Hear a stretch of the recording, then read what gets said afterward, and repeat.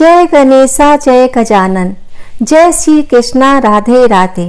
दोस्तों, आप सभी लोगों को ऋषि पंचमी पर्व की बहुत बहुत शुभकामनाएं। आपका दिन शुभ एवं मंगलमय हो।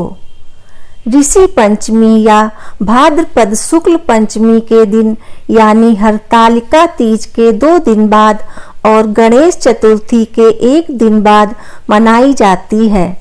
वर्तमान अंग्रेजी कैलेंडर के अनुसार ऋषि पंचमी का दिन अगस्त या सितंबर में आता है।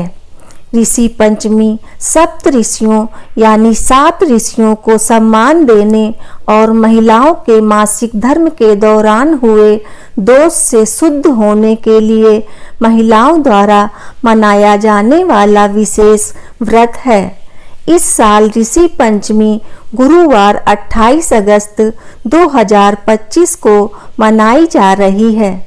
आइए अब जानते हैं ऋषि पंचमी क्यों मनाई जाती है और ऋषि पंचमी का क्या महत्व है।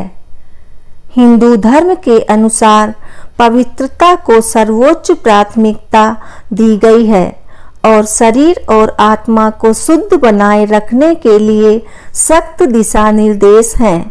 हिंदू धर्म में मासिक धर्म के दौरान महिलाओं को अशुद्ध माना जाता है और इसलिए इस अवधि के दौरान महिलाओं को रसोई में खाना पकाने या किसी भी धार्मिक गतिविधियों में भाग लेने की अनुमति नहीं है।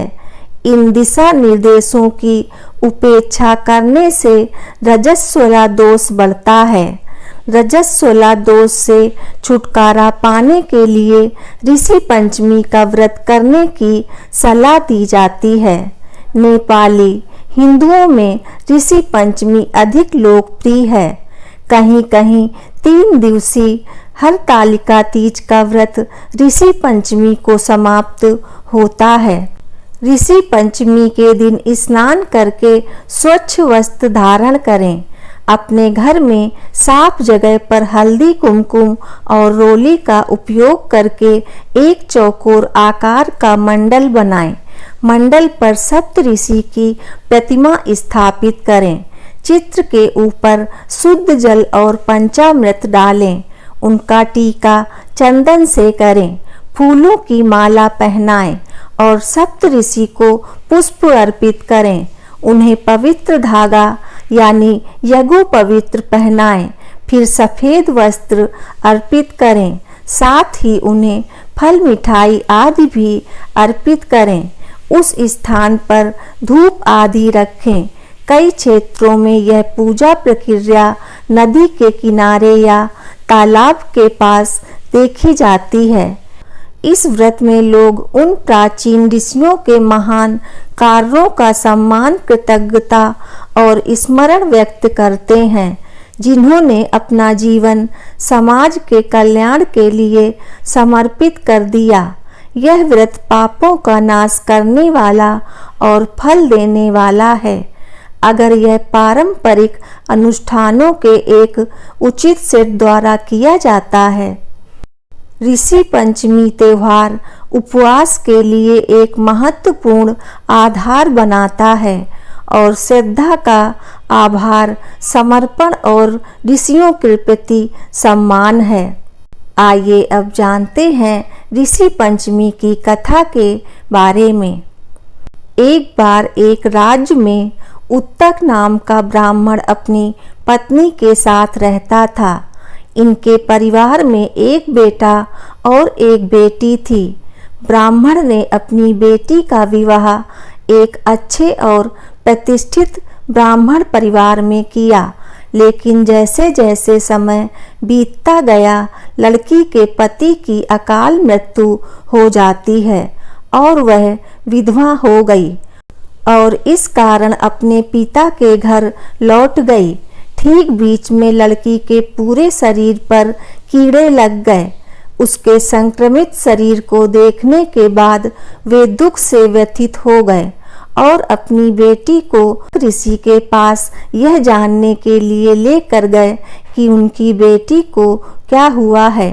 ऋषि ने उन्हें बताया कि उसने फिर से एक मनुष्य के रूप में पुनर्जन्म कैसे लिया।